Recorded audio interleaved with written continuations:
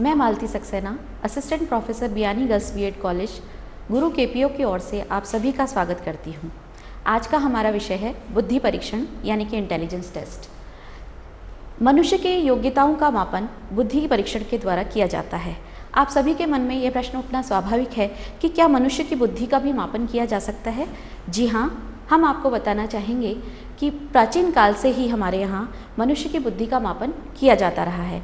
जैसा कि आप जानते हैं, महाभारत काल के समय यक्ष ने युधिष्ठिर से कुछ प्रश्न किए थे और उन प्रश्नों के उत्तर में पांडवों को जीवन दान दिया था। यक्ष द्वारा पूछे गए ये प्रश्न ही युधिष्ठिर की बुद्धि का मापन थे। इसी प्रकार 18वीं शताब्दी में यूरोप में बुद्धि परीक्षण का मापन शुरू हुआ। बुद्धि परीक्षण के लिए सबसे पहले जो प्रयास किया गया था वो कैटल ने किया था। कैटल ने 1890 में मानसिक शब्द का प्रयोग किया अपनी भाषा में और बुद्धि को परीक्षण करने के लिए मानसिक शब्द पर जोर दिया। यानी मानसिक जो शब्द है वो बुद्धि परीक्षण के लिए आता है और उसका प्रयोग किया था कैटल ने। इसी प्रकार विलियम वुंड ने 1879 यानी कि 1879 में जर्मनी के लिप्जिंग नामक शहर में एक मनोवैज्ञानिक प्रयोगशाला को स्थापित किया, जिसके अंदर मानसिक रूप से परीक्षण किए गए।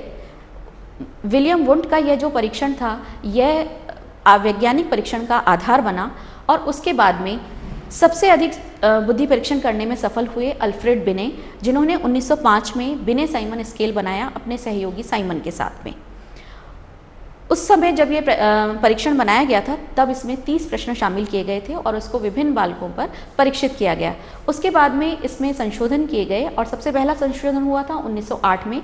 उसके बाद 1911 में बिने साइमन स्केल में संशोधन किया गया, जिसमें जो 30 प्रश्न थे उनकी संख्या बढ़ाकर 59 कर दी गई, यानी कि 59 कर दी गई।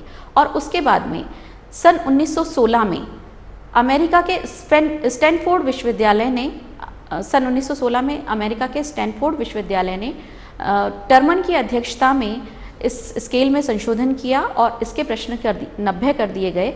इसलिए ये टर्मन स्केल के नाम से भी जाना जाता है। इसलिए जो 1905 में बिने का जो स्केल बना था वो 1916 तक आकर के टर्मन संशोधन के रूप में हमारे सामने आया है।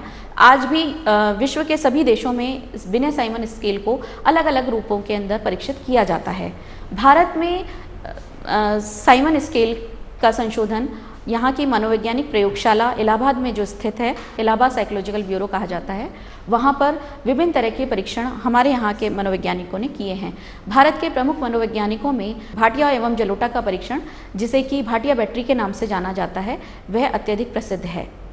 तो इस प्रकार हम देखते हैं कि बुद्धि परीक्षण प्राचीन काल से हमारे यहाँ पे विद्यार्थियों और व्यक्तियों की मानसिक योग्यता का मापन करने के लिए किया जाता रहा है। बुद्धि परीक्षाओं के द्वारा ही यह जाना जा सकता है कि व्यक्ति का रुझान किस ओर है। वह अपनी रुचि के विषय चुन सकता है, अपने कैरियर की संभावनाएं तलाश कर सकता है। तो हम आपको बताना चाहेंगे कि यदि आप भी अपने कैरियर की संभावनाएं तलाश कर रहे हैं और इसी तरह का कोई साइकोलॉजिकल टेस्ट आप देना चाहते हैं, यानी कि कोई मनोवैज्ञानिक परीक्षण आप देना चाहते हैं, तो हम आपको आमंत्रित करते हैं बियानी गर्ल्स कॉलेज के कैंपस में, जहाँ पर डॉक्टर संजय बियानी आपकी सभी समस्याओं का समाधान करेंगे। धन्यवाद। और अधिक जानकारी के लिए आप लॉग ऑन कर सकते हैं www.gurukpo.com।